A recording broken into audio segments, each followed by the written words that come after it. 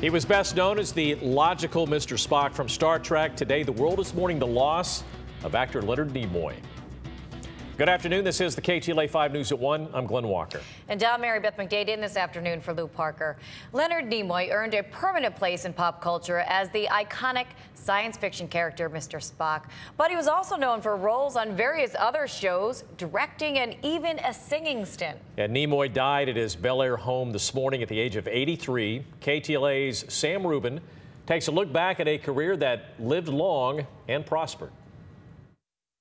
He came into the mainstream of our culture in the mid-1960s, and essentially, he's never left. Leonard Nimoy had one particular portrayal that stays with us forever. One tribble, multiplying with an average litter of 10, producing a new generation every 12 hours. This is why Leonard Nimoy will essentially live forever. The character of Mr. Spock has been and will continue to be a global icon.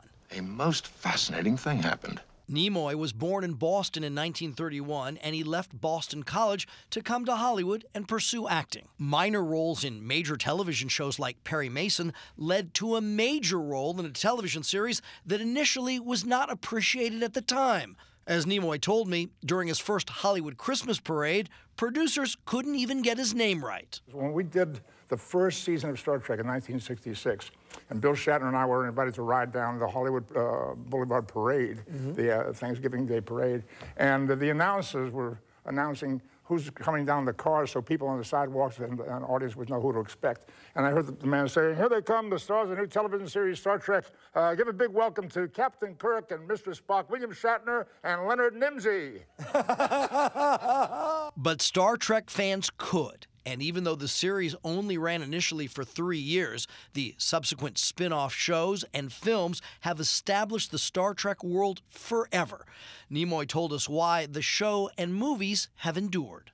And do you think there were these hidden lessons and messages and all this kind of stuff? The Star Trek stories were really interesting and intelligent stories, and I think that's why the series lasted as long as the interest lasted as long as it did, because it was about something. It wasn't just good guys, bad guys. There was very often a social idea involved, or a scientific idea involved, or a philosophical idea, and I think that's why it lasted. Nimoy also prospered as a film director, directing not only Star Trek films, but mainstream comedy hits like 3 Men and a Baby. He was also a much sought-after acting teacher. He talked about sharing his craft. A lot of people don't understand it. How does one teach acting? Well, there are certain techniques, just like you would teach a carpenter how to deal with wood. The actor's instrument is his body and the voice and body and so forth, but also the thought process, very important, the thought process. What's going on in a person's mind when they're saying what they're saying? And teaching that is a very important part of the process. Learning it is an important part of the process. What Nimoy said is that performances matter, and that's among the reasons he'll always be remembered as Mr. Spock. Throughout his life, he portrayed several other roles and published 2 autobiographies and books of his photography and poetry. His final tweet, issued a few days prior to his death, is especially profound. "A life is like a garden. Perfect moments can be had, but not preserved, except in memory." Live long and prosper.